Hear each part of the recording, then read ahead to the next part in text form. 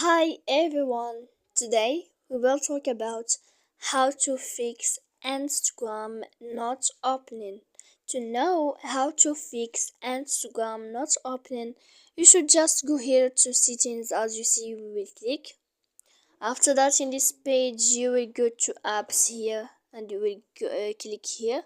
After that, in this list, you will go down to Instagram, as you see, and then in this page you will go to force stop like this, and then when you will click force stop you will go to storage, and after that in this page you will go to clear cache, and then you will click clear data as you see, and then you can turn off your phone.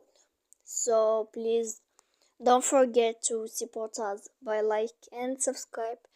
See you next time in another video, and thank you for watching.